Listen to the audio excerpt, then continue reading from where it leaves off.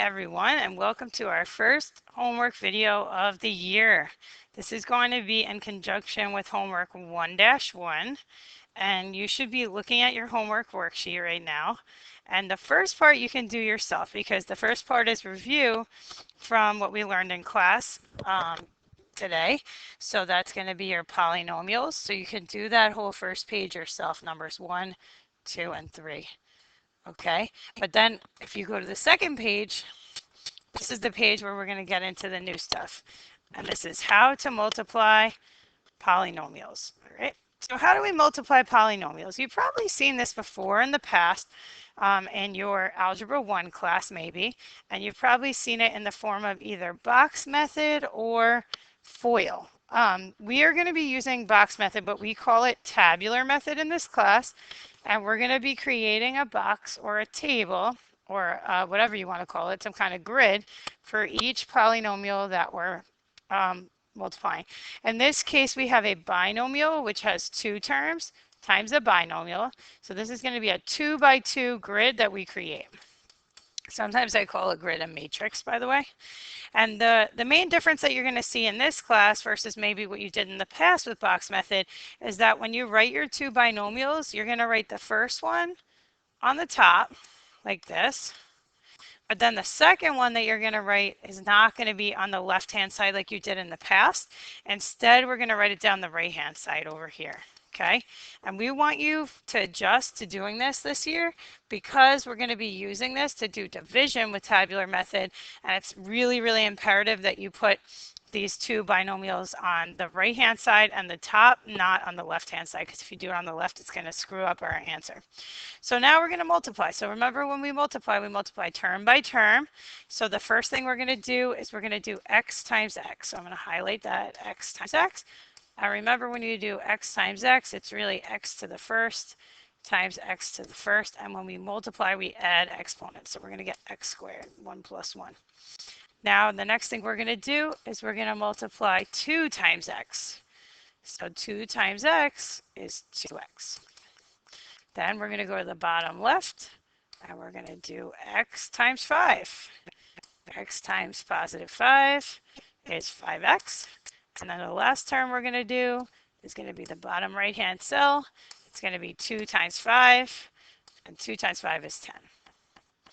Now, once we have positive 10.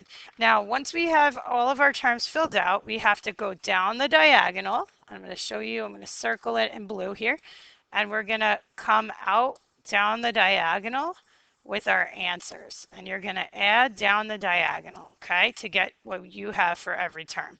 So this first diagonal is just x squared, no other terms there. The next one is 5x and 2x, but you have to add them up. So when we add 5x plus 2x, we're going to get 7x. Remember, you got to add like terms. So 5 plus 2 is 7. 7x.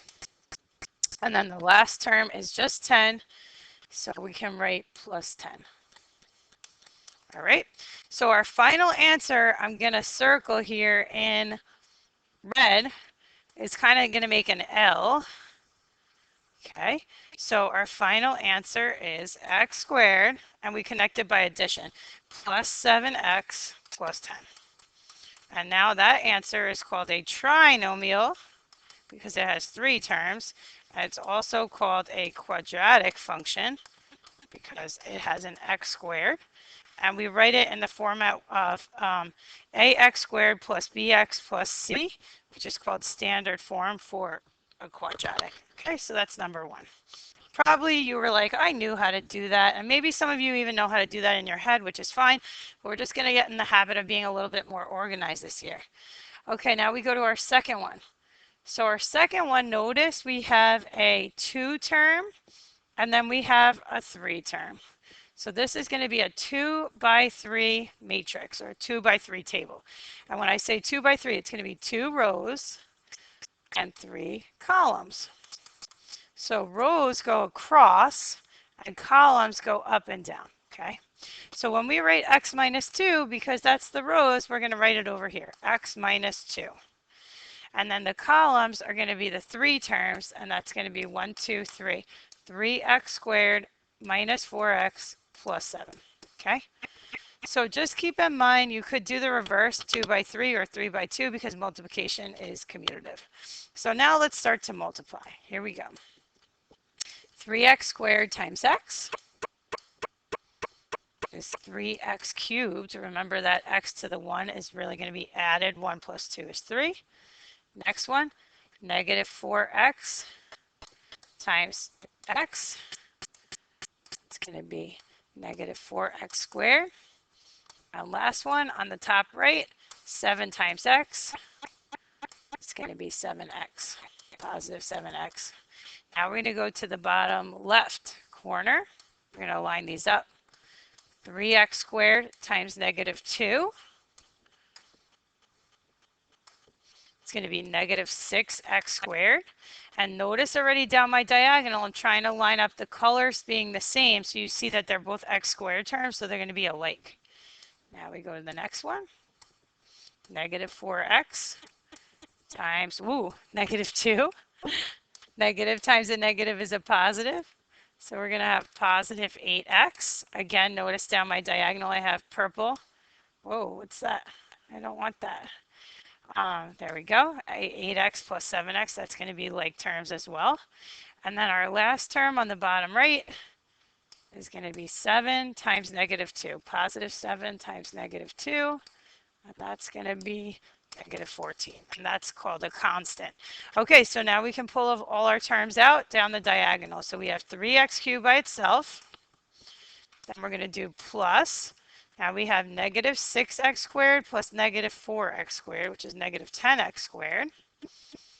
We have 8x plus 7x, which is positive 15x. And then we have this negative 14 by itself. Okay, so I'm going to circle everything we did, make like a little L here, and show you my final answer, connecting them by addition or subtraction.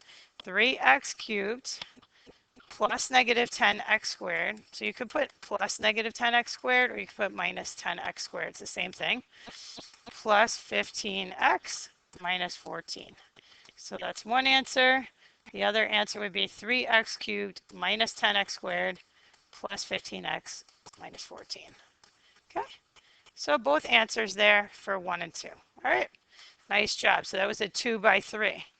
Now we're going to look at the last one and see it's a little different. So take a minute and look at it and see, why do you think that it would say be careful here?